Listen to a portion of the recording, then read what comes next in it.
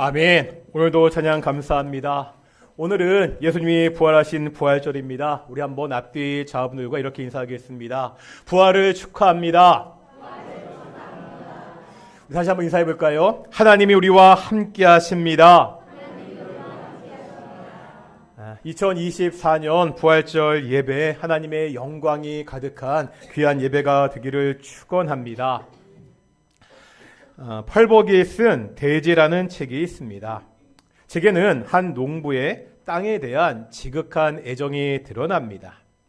책의 마지막에는 죽을 날이 얼마 남지 않은 농부의 모습입니다. 농부가 두 아들과 자신이 평생 일궈온 땅을 바라봅니다. 두 아들은요, 그 땅을 보면서 이야기합니다. 이제 아버지가 돌아가시면 이 땅을 팔아서 어떻게 사업을 할지, 그런 이야기입니다. 아버지가 그 이야기를 듣습니다. 아버지는 절대로 땅을 팔아서는 안 된다고 말합니다. 몇 번이나 강조하며 다짐을 받습니다. 아들들은요, 이 말을 듣고 팔지 않겠다고 아버지를 안심시킵니다. 그런데 이 책의 마지막 문장은 이렇게 되어 있습니다. 그러나 그들은 그 노인의 머리 위로 서로를 바라보면서 미소를 지었다. 어떤 뉘앙스인지 아시겠죠? 독자들은요, 이 마지막 문장을 읽으면서 책은 여기서 끝나지만 앞으로 어떻게 이야기가 전개될지 예측할 수 있습니다. 결국 두 아들은요, 어떻게 할 것 같아요? 땅을 팔 것입니다. 책의 마무리는 아주 중요합니다. 이렇게 책을 쓴 사람이 하고 싶은 메시지나 그 상황이 함축적으로 담겨져 있기 때문입니다. 복음서에는요, 예수님의 이야기가 있지요. 그런데 우리에게 4권의 복음서가 있잖아요. 이 4권의 복음서마다 조금씩 다른 결말을 보여주고 있습니다. 먼저 마태복음입니다. 마태복음은 어떻게 끝나죠? 우리가 잘 아는 결론의 말씀이 있습니다. 예수님의 마지막 지상 명령. 너희는 가서 모든 족속으로 제자를 삼으라. 이렇게 말씀을 마무리 짓습니다. 누가복음 마지막 절은 이렇게 되어 있습니다. 누가복음 마지막 절 이렇게 되어 있는데요. 늘 성전에서 하나님을 찬송하니라. 누가복음 마지막에는 예수님이 승천하시는 장면이 나옵니다. 그 제자들이 기쁨으로 예루살렘으로 돌아가고요. 늘 성전에서 하나님을 찬송했다고 이렇게 결론을 맺습니다. 요한복음의 마지막은 21장입니다. 21장에 보면 예수님이 부활하시고 제자 베드로를 만나는 장면이 나옵니다. 예수님은요, 자신을 부인했던, 자신을 배반했던 그 베드로에게 다시 사명을 주시죠. 아시죠? 내 양을 치라, 내 양을 먹이라. 마태, 누가, 요한복음의 결론 부분은 분위기가 비슷합니다. 희망적이고 긍정적입니다. 그런데 오늘 우리가 마가복음을 보고 있는데요. 마가복음은 좀 다릅니다. 오늘 본문이요, 마가복음 16장 1절부터 8절까지잖아요. 여기서 마가복음이 끝나지 않죠. 그 뒤에 보면 9절부터 20절까지 더 있습니다. 그런데 성경책을 보면 마가복음 16장 9절부터 마지막까지 어떻게 되어 있죠? 지금요, 괄호로 묶여져 있습니다. 이것은 사본마다 차이가 나는 것을 의미합니다. 예전에는요, 지금처럼 책을 인쇄하지 않았잖아요. 직접 손으로 베껴서 썼습니다. 이렇게 쓰여진 성경을 사본이라 이렇게 부릅니다. 그러다 보니까 이 사본마다 조금씩 차이가 생기는 경우들이 있습니다. 그러니까 사람이 베껴 쓰는 거잖아요. 잘못 베껴 쓴 경우도 있습니다. 어떤 사람은 후대에 자기의 생각을 첨가하기도 합니다. 이런 사본들 중에서 어떠한 사본이 원래 성경 원본에 가장 가까운지를 연구하는 학문이 있습니다. 그것을 사본학 이렇게 부릅니다. 마가복음 16장 9절 이하의 말씀은 사본마다 조금 차이가 있다는 거예요. 이 말은 다시 말하면 어떠한 사본에는 이 마지막 9절부터 20절까지 내용이 없는 사본도 있다는 말입니다. 많은 학자들은 이 마가복음 16장 9절 이하의 이 이야기들은 마가가 쓴 글이 아니라고 이야기합니다. 마가 후대에 첨가되었다, 누군가가 덧붙여 썼다, 이렇게 주장합니다. 그렇다고 이 부분이 성경이 아니라는 말은 아닙니다. 우리는 모세 오경을 모세가 썼다고 믿습니다. 그런데 모세 오경의 마지막 책이 뭐죠? 신명기잖아요. 신명기 가장 마지막 장에 보면은요, 모세의 죽음과 그 다음의 이야기가 나오고 있습니다. 자기 죽은 다음 이야기를 모세가 썼을 리는 없잖아요. 이 부분은 모세가 죽은 다음에 후대에 첨가한 부분입니다. 우리는 그 부분도 역시 성경으로 믿습니다. 오늘 우리가요, 대다수 학자들의 주장을 받아들인다면 오늘 읽은 마가복음 16장 8절까지의 말씀이 마가가 직접 썼던 복음서의 마지막 결말 부분입니다. 이 결말이 다른 복음서와 좀 달리 이상합니다. 아까 보았잖아요. 다른 복음서들은 긍정적이고 희망적인 말들로 결론을 맺습니다. 그런데 다시 한번 오늘 본문 16장 8절 보실까요? 16장 8절 다시 한번 읽어보겠습니다. 시작.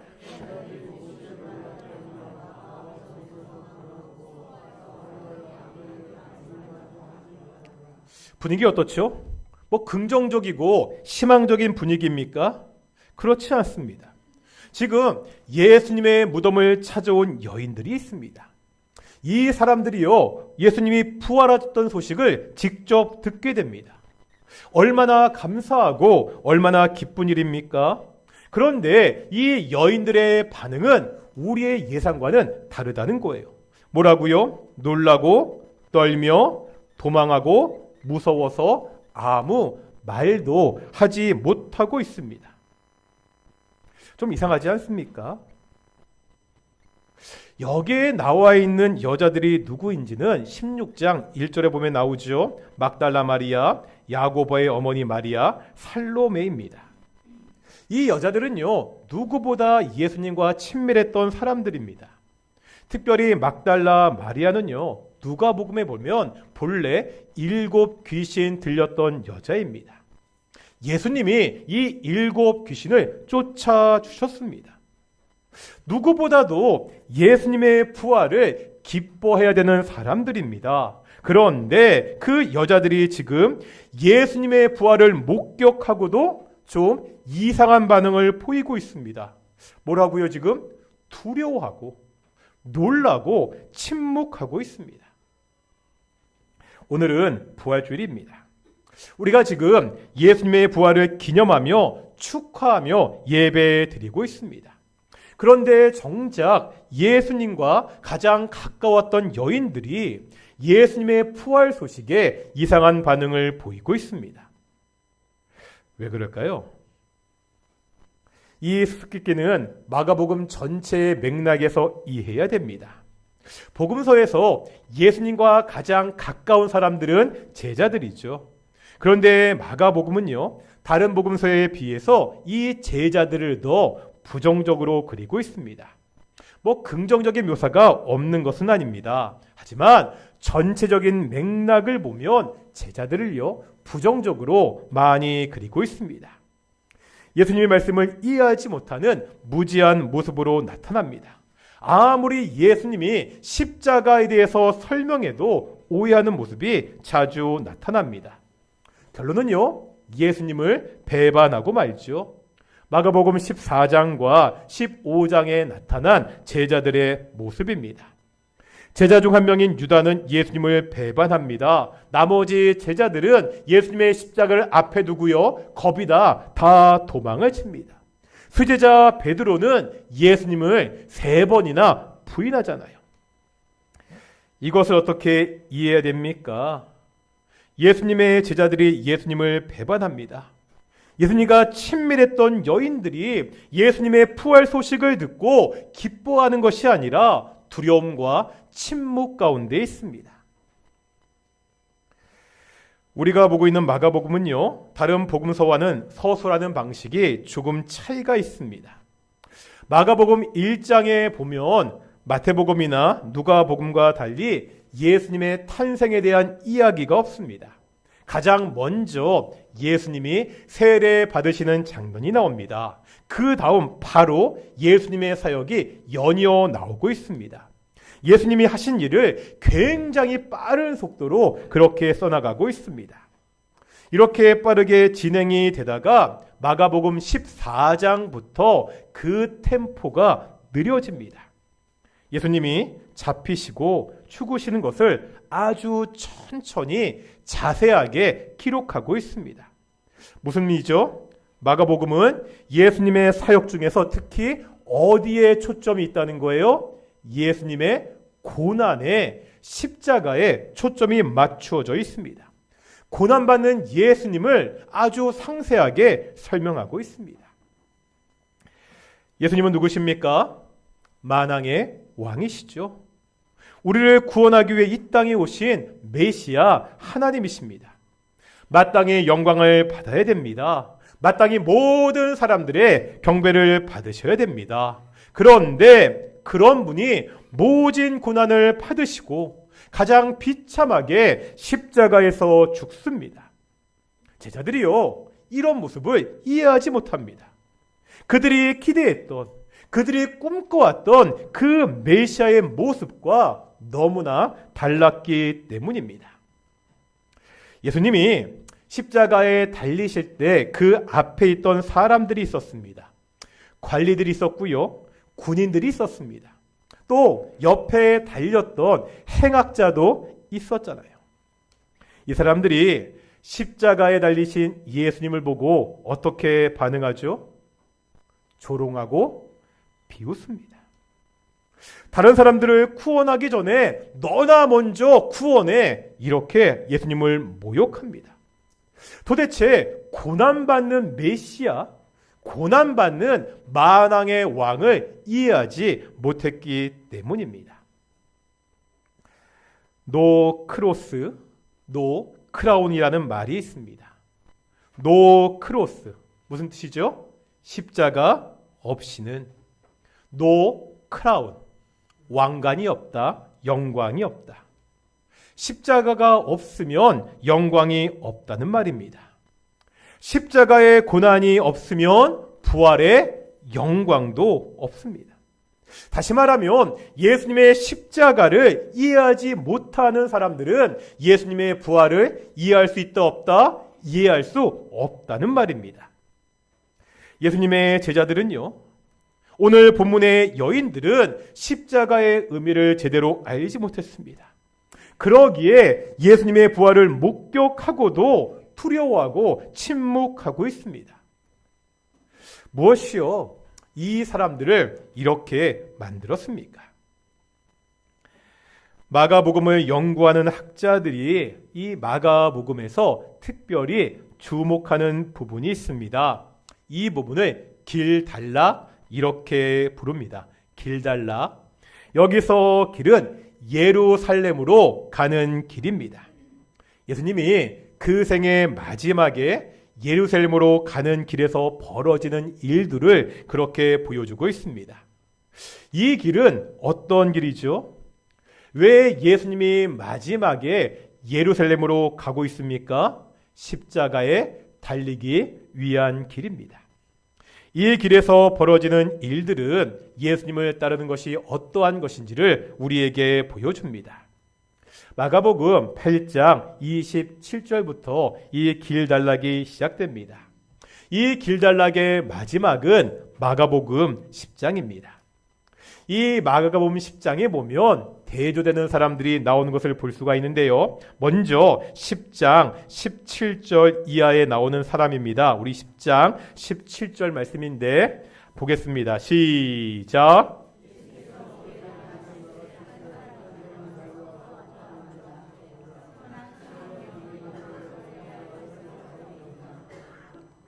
한 사람이 길이 중요합니다. 이 길에서 예수님께 나와 묻고 있죠. 내가 무엇을 해야 영생을 얻을 수 있습니까? 이때 예수님의 대답과 이 사람의 반응을 보겠습니다. 이제 21절부터 22절의 말씀입니다. 21절부터 22절의 말씀 읽겠습니다. 시작.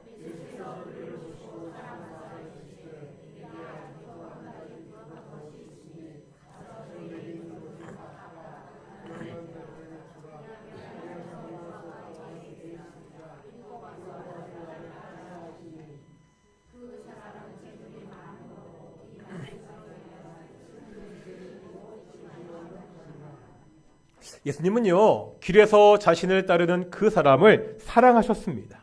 그래서 영생의 길을 보여주고 있죠. 네 소유를 다 팔아서 가난한 사람에게 주고 나를 쫓으라고 말씀하십니다.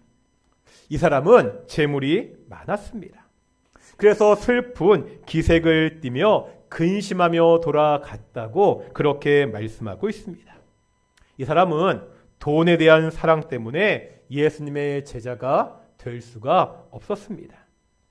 이제 10장 35절 이하에 보면 예수님의 제자들의 모습이 나오거든요. 우리 35절부터 37절까지 말씀 한번 천천히 읽어보겠습니다. 시작.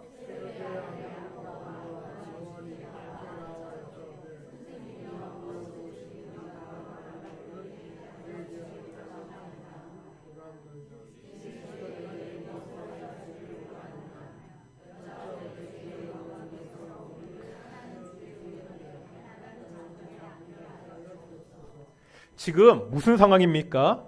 지금 예수님의 제자 중에 야고보와 요한이 뭘 요구하고 있죠? 지금 예수님이 예루살렘으로 가시는 중입니다.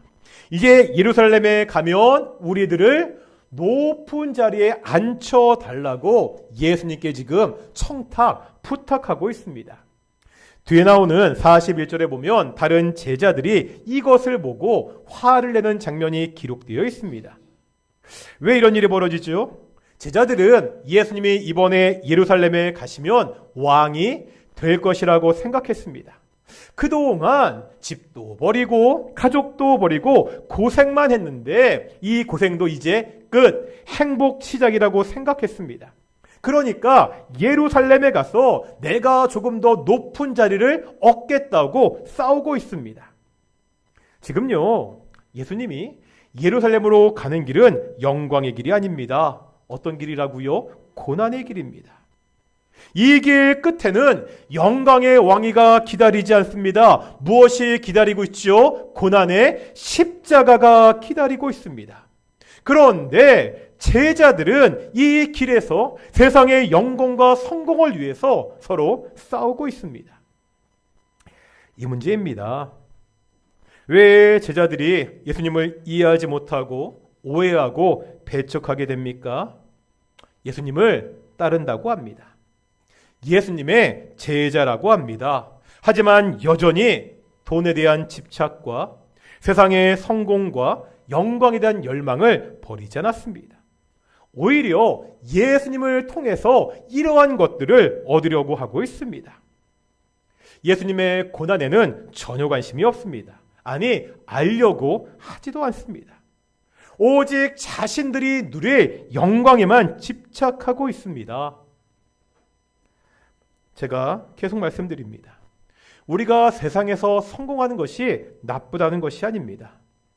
돈이 많은 것, 부자가 되는 것이 잘못된 일이 결코 아닙니다. 다만 그것에만 집착하고 있습니다.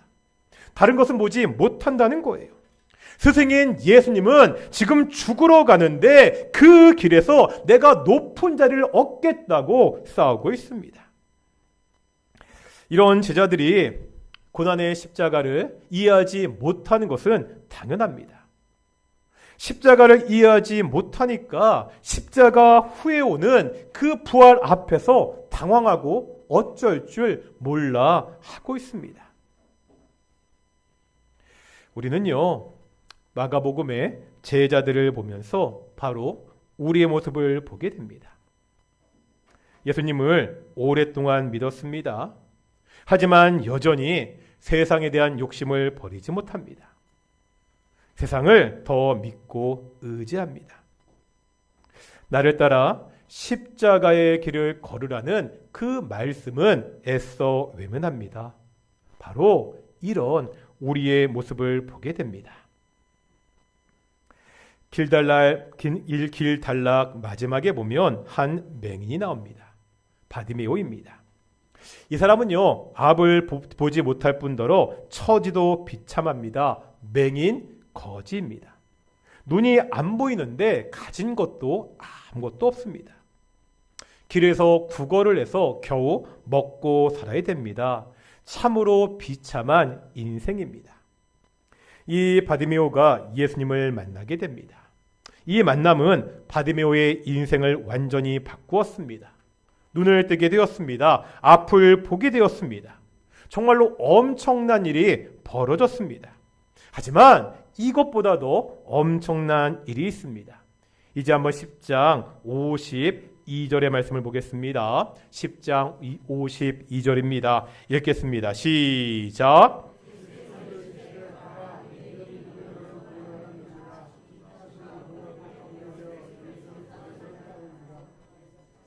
아멘. 예수를 길에서 따르니라. 아멘. 예수님은요, 눈을 뜨게 하시고 이제 가라고 하십니다. 그러자 바디메오가 어떻게 하죠? 그냥 자기 살 길을 찾아 떠나지 않습니다. 길에서 예수님을 따랐습니다. 이 길이 어떤 길이라고요? 영광의 보좌가 기다리는 길입니까? 높은 자리를 보장하는 길입니까? 아니죠. 모욕과 멸시와 고난의 십자가가 기다리는 길입니다. 돈이 많았던 사람이 거부했던 길입니다. 예수님과 그렇게 오랫동안 함께 있던 제자들도 가지 못했던 길입니다. 바로 그 길에서 예수님을 따르고 있습니다. 돈이 없습니다. 권세도 없습니다. 신분도 비천합니다. 바로 이 사람이 예수님의 참된 제자가 되었습니다. 예수님이 앞서 걸어가시는 그 십자가의 길을 따르고 있습니다. 예수님의 참된 제자는요, 오랜 신앙의 연륜으로 결정되지 않습니다. 직분으로 결정되지 않습니다. 그 사람이 가진 재산으로, 사회적 지위로 결정되지 않습니다. 오직 예수님이 앞서 가셨던 그 십자가의 길을 따르는 사람이 예수님의 참된 제자입니다. 바로 이 사람이 참된 부활의 기쁨을 누릴 수 있습니다. 마가는 그의 복음서를 마무리하면서 확실한 결론을 내리지 않습니다. 그저 두려움에 떨며 침묵하는 사람들의 모습을 우리에게 제시하고 있습니다. 이제 마가는 후대의 사람들에게 너희가, 성도들이 결론을 낼 것을 요구하고 있습니다. 여전히 두려움과 침묵에 있을 것이냐? 그 두려움과 침묵을 깨고 나아갈 것이냐? 우리가 결정해야 됩니다. 우린 어떤 결말을 써야 됩니까? 우리가 써야 되는 부활의 결말은 뭐죠? 마태 복음과 같이 모든 민족에게, 모든 사람에게 복음을 전하는 결말을 써야 됩니다. 누가 복음과 같이 하나님을 찬양하는 그 결말을 써야 됩니다. 요한 복음과 같이 내 양을 치고 먹이는 결말을 써야 됩니다. 어떻게 우리가 이런 결말을 맺을 수 있습니까? 오늘은 부활절입니다. 부활의 기쁨을 온전히 누릴 수 있는 사람은 어떤 사람이죠? 예수님의 십자가의 의미를 아는 사람입니다. 예수께서 바로 나를 위해서 십자가를 치셨다는, 죽으셨다는 그 사실을 알고 믿는 사람입니다. 이제 그 십자가의 길을 걸으라는 예수님의 명령을 따르는 사람입니다. 오늘 부활주일, 사랑하는 동인의 성도들이 부활의 영광을 누리시기를 소망합니다. 그러기 위해서 우리가 내 십자가를 지고 예수님을 따르겠다는 결단이 있어야 됩니다. 마가가 멈추었던 그 결말에서 이제 예수님을 따르는 새로운 결말을 써나가는 귀한 동인의 성도들이 되시기를 축원합니다. 우리 찬송가 461장 십자가를 질 수 있나 다시 한번 찬양하시면서